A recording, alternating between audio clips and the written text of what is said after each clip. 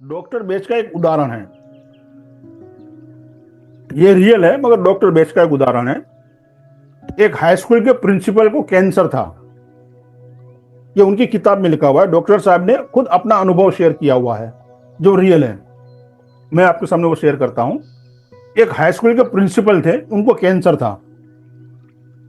कई तरह की दवाइयां ली उन्होंने, इलाज किया, उपचार सब कुछ किया, कोई फायदा ना हुआ।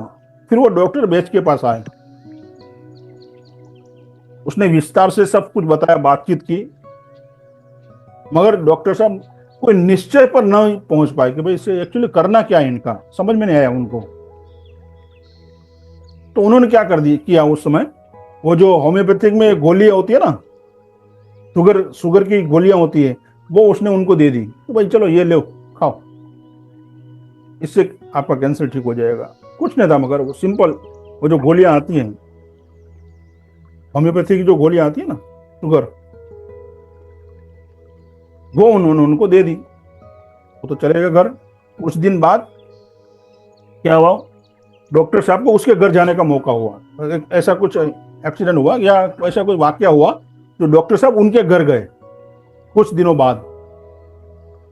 उस समय घर बहुत साफ सुथरा था, बहुत अच्छी तरह सजाया हुआ था उनका घर। तो डॉक्टर साहब ने उनकी पत्नी को कहा और बधाई भी दी कि भाई आपका घर तो बहुत ही शानदार सजा हुआ है, बहुत ही अच्छा है, आपने व्यवस्थित रखा हुआ है सब कुछ।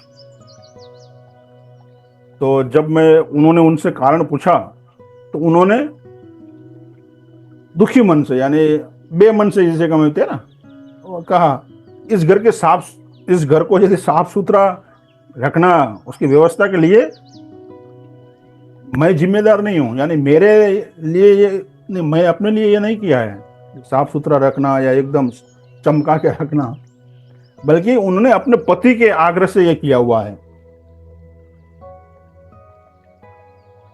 समझा कि घर को एक निश्चित तरीके से ही सजाया जाना चाहिए। ये उनका आग्रह था, उनके पति का। अपनी मर्जी से मैंने नहीं सजाया है, उन्होंने जैसा कहा वैसा किया है। और ये रोज का झंझट है, ऐसा ही करो, उनकी जिद है। और उनकी जिद का सम्मान करने के लिए मैं ये रोज व्यवस्थित जैसे रखती हूँ। और इसे करने में काफी समय लगता है, काफी समय निकल जाता है दिन का, साफ सफाई करके ये यहाँ रखो, ये यहाँ रखो। थोड़ा भी आगे पीछे हो गया तो फिर वो गुस्से हो जाते हैं, इस तरह से चिल्लाने लगते हैं। तो हमारी जो है झुंझलाहट हद से भी ज्यादा है, यानी हमारी परेशानी बहुत ज्यादा है इसकी वजह से। कैंसर तो एक बाजू है, इसकी परेशानी ज्यादा है। ये चीज यहाँ ही होनी चाहिए, ऐसा होना चाहिए, वैसा होना चाहिए। तो ये सब बात डॉक्टर साहब ने सुन ली, बेस्ट साहब ने सब सुनाई है, उनकी बातें, उनकी पत्नी की। तो प्रिंसिपल की जो मानसिक स्थिति का अंदाजा उन्हें हो गया, ये साहब किस तरह के हैं। फिर जब वो उस समय तो वो वहां से चले गए और उन्होंने कहा क्लिनिक पे आप आ जाना। फिर जब वो दूसरी बार क्लिनिक पे गए, तो उन्होंने उन्हें बीच बीच की रेमेडी दी। दिन में आप 3 बार लो इसको, ये फ्लावर का अर्क आप 3 बार लीजिए, 3 खुराक लीजिए आप।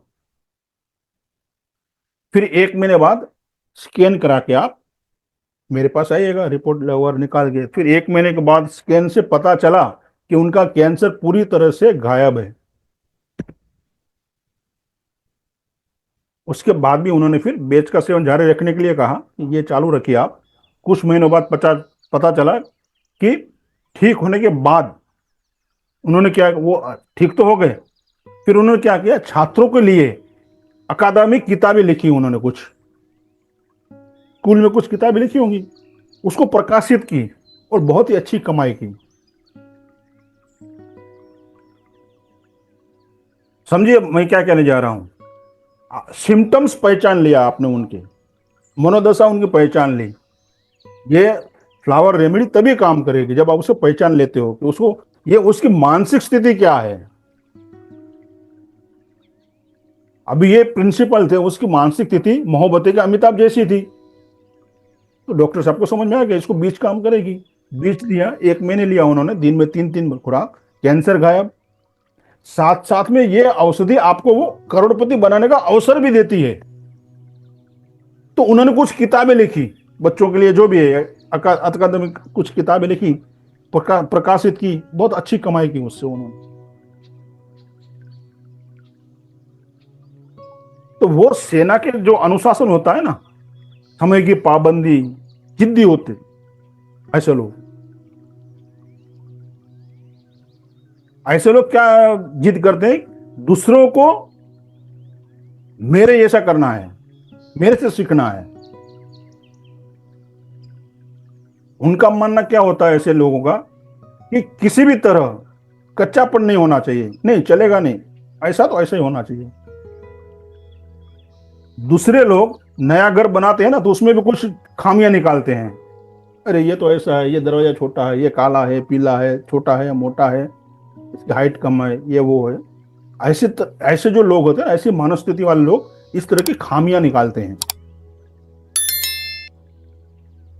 लेकिन बीज खाने वाले व्यक्ति, यानी बीज औषधि लेने वाले व्यक्ति का द्वारा बनाया हुआ जो मकान होता है ना, वो दोष रहित होता है। वास्तुशास्त्र ध्यान रखें, जो व्यक्ति बीज का सेवन करता है और वो नया मकान बनाता है, वो दोष रहित मकान बनेगा, वो आप ध्यान रखिएगा। इसको और कौन ले सकता है, परीक्षा में जो शून्य अंक आते हैं, जिसको ऐसा स्टूडेंट इसका सेवन करता है, उसको 101% फायदा होगा।